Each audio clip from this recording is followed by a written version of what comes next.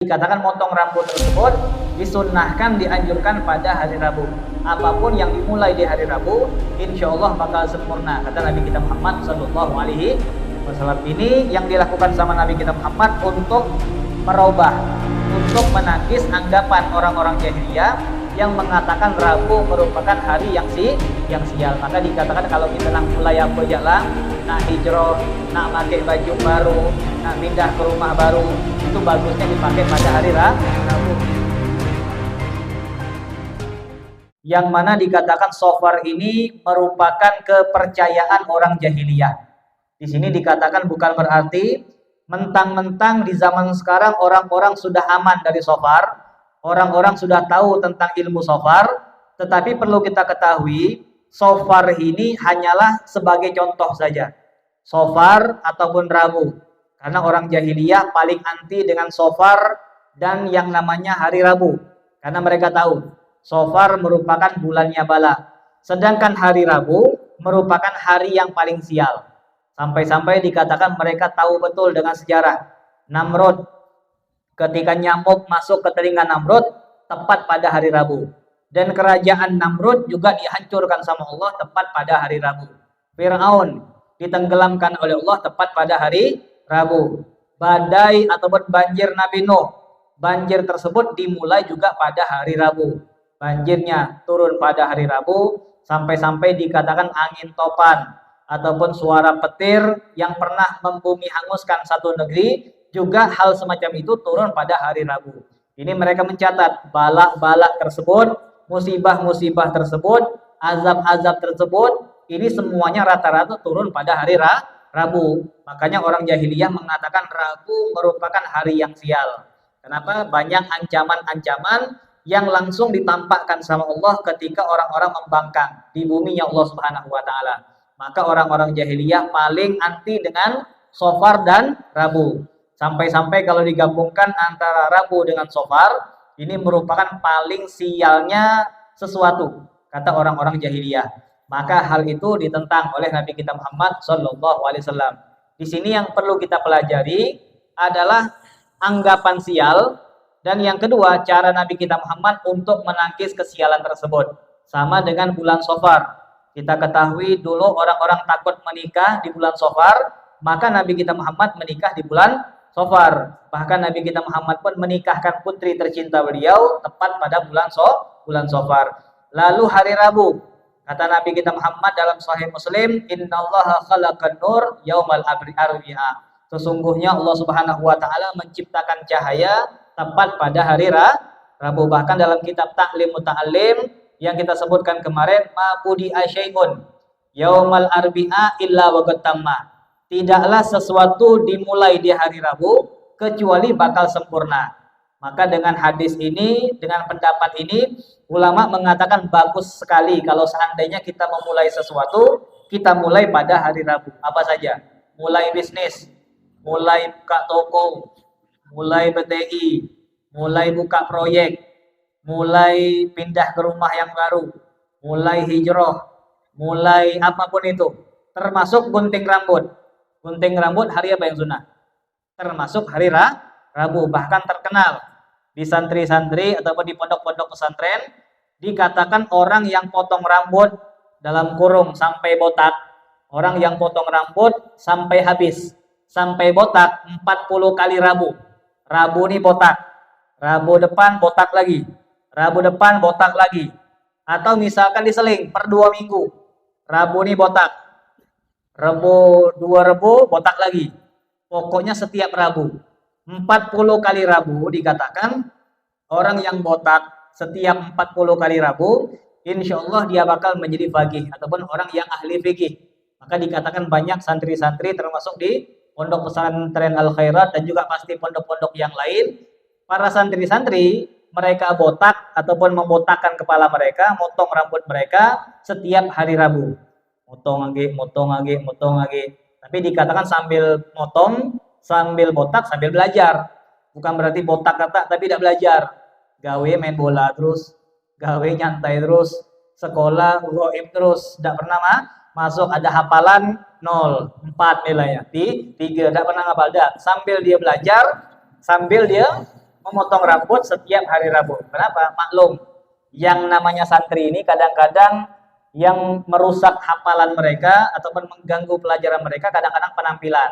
Sibuk dengan ngurus rambut, sibuk dengan pakaian, sibuk dengan istilah gitu, fashion ataupun kepengen rapi. Nah, hal-hal semacam ini bisa mengganggu yang namanya hafalan.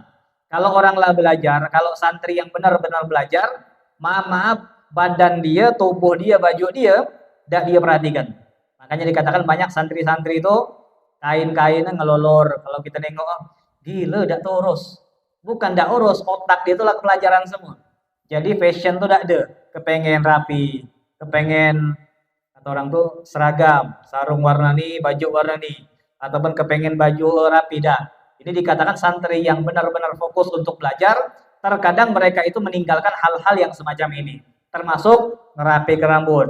Soalnya santri ini kalau seandainya rambut panjang, nanti ke sini, wah ada pas nih, ke sini bola, nanti ke sini. Nah, ini sibuk ngurus rambut, sibuk ngurus pakaian segala macam, sampai-sampai pelajaran mereka terganggu. Ini sambil botak, sambil motong rambut setiap hari Rabu, maka dikatakan sambil juga mereka belajar. Ini motong rambut tersebut, botak tersebut pada hari Rabu. Ini bagi santri. Tapi kalau saya Ustaz umur 50 boleh lah botak setiap Rabu. Kalau kita nak belajar boleh-boleh aja lah. Kalau kita sambil belajar, nak botak 40 kali Rabu juga tidak masalah. Maka dikatakan motong rambut tersebut disunnahkan, dianjurkan pada hari Rabu. Apapun yang dimulai di hari Rabu, insya Allah bakal sempurna. Kata Nabi kita Muhammad Sallallahu Alaihi Wasallam. Ini yang dilakukan sama Nabi kita Muhammad untuk merubah, untuk menangkis anggapan orang-orang jahiliyah yang mengatakan Rabu merupakan hari yang sial. Maka dikatakan kalau kita nak mulai apa jalan, nak hijrah, nak pakai baju baru, nak pindah ke rumah baru, itu bagusnya dipakai pada hari Rabu. Kata Nabi kita Muhammad Sallallahu Alaihi Wasallam. Kemudian sofar yang pernah diajarkan dan dijelaskan sama Nabi kita Muhammad, ini ilmunya sangat banyak. Di antaranya kata Nabi Muhammad, la adwa wala tiyarah. Tidak ada yang namanya penyakit menular dan tidak ada yang namanya pertanda sesuatu yang sial bakal terjadi. Nah, ini yang perlu kita ambil pelajarannya. Dikatakan memang taruhlah sofar kita tidak takut lagi. Kalau zaman dulu, nah jangan manjat, ini bulan Safar. Sekarang kan tidak lagi. Entah orang tidak tahu dengan bulan Arab zaman sekarang kan. Kalau zaman dulu agak tahu dengan bulan Arab. Jadi kadang-kadang emak-emak gitu tuh kita manjat gitu segala macam. Hati-hati di bulan Safar. Sekarang tidak lagi. Kenapa? Banyak ajaran yang sudah menjelaskan tentang bulan Safar. Tetapi selain Safar itu masih banyak anggapan-anggapan yang berbau seperti bulan Safar. Kayak di zaman sekarang cecak yang jatuh ke badan kita. Kira-kira ada di zaman sekarang. Ada cecak nempak gitu. Kira-kira anggapan orang apa lah? Dapat sial, dapat musibah, sesuatu yang buruk bakal terjadi. Apa cecak jatuh ke badan dia? Apalagi kena kepala dia. Apalagi cecaknya sekeluarga. Mak, bapak, anak 3. 5 jatuh, kepala kita. Mana kira-kira? Mendak kita terduduk di rumah tuh lah, tidak berani keluar. Kenapa 5 cecak kena kepala gue? Ini anggapan kita. Kalau seandainya cicak jatuh ke kepala gitu, ini pertanda sial. Kalau seandainya di bahu, sial, tapi tidak pula banyak.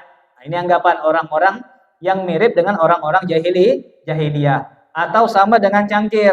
Ini orang yang kita katakan terindosialisasi. Terindosialisasi. Kapan minum cangkir, kesenggol, pecah. Atau cangkir ditaruh di pinggir meja. Dan sengaja sama kita kesenggol. Apalah nih. Jangan-jangan anakku jatuh. Jangan-jangan anakku kecelakaan. Semua anak ditelepon. Anak 1, anak 2, anak 3, cocok 1, cocok 2, mantu 1, mantu 2. Semua dicek. Apa kabar kau? Kayak takut mana yang kena bala. Ini seakan-akan Allah ngasih kode. Dengan jatuh cangkir tadi, kayak Allah ngasih kode keluarga kau kena bala. Atau bakal jatuh bala untuk keluarga kau. Maka anggapan semacam ini juga dilarang sama Nabi kita Muhammad Sallallahu Alaihi Wasallam. Atau dikatakan kayak kita nombor goceng. Bukan berarti setelah kita nombor goceng tadi, ini walaupunlah kita jelaskan, kadang-kadang kita agak takut tuh lah. Walaupun majelis lah 20.000 kali, 20 tahun majelis. Mungkin antum yang selalu ikut dengan saya dari awal, Dari tahun 2008 saya ceramah sampai sekarang, kucing itulah judul. Dari 2008 sampai sekarang, kucing itulah saya sebutkan tiap tahun. Nomor kucing dianggap kayak pertanda buruk. Walaupun kita jelaskan dari 2008 sampai 2023, agak adalah di hati kita nih. Kayak percaya bakal terjadi hal yang buruk. Maka dikatakan nomor kucing tadi, ini insya Allah bukan pertanda buruk dari Allah Subhanahu wa Ta'ala. Namun bukan berarti, mentang-mentang kucing itu bukan pertanda buruk, ada kucing lewat kita tombor. Ada apa-apa tombor lah kucing. Nah, ini dikatakan tidak ada macam itu lah.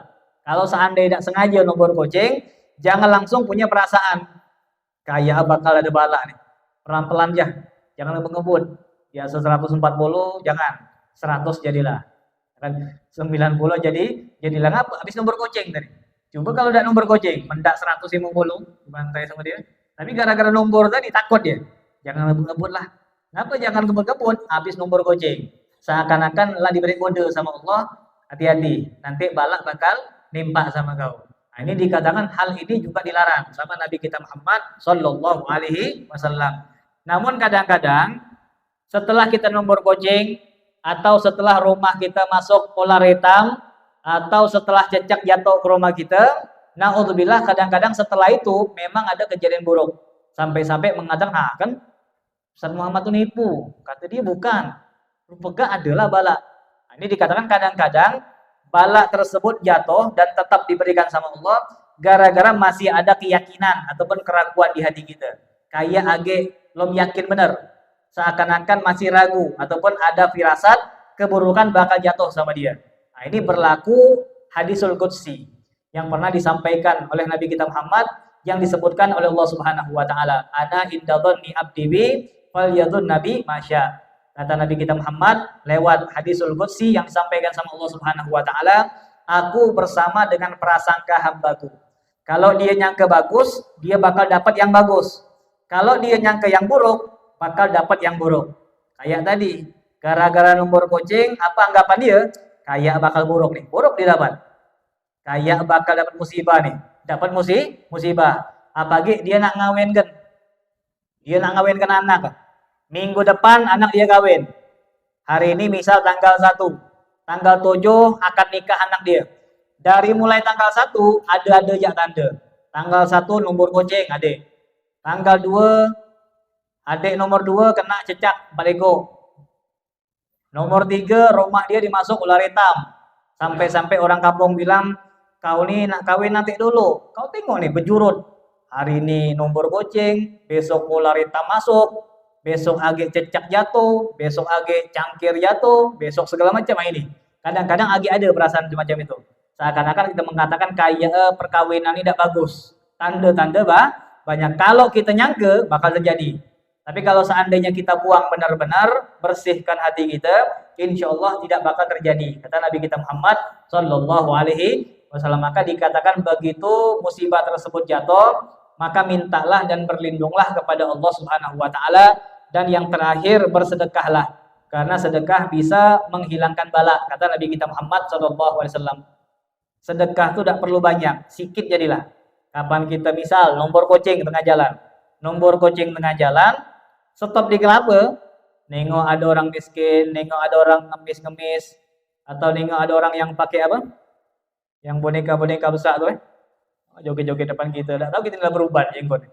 Akhirnya joget depan kita. Nah, ini misalkan ada orang macam ini, kesempatan kita mengeluarkan 5.000, nah 5.000 boleh.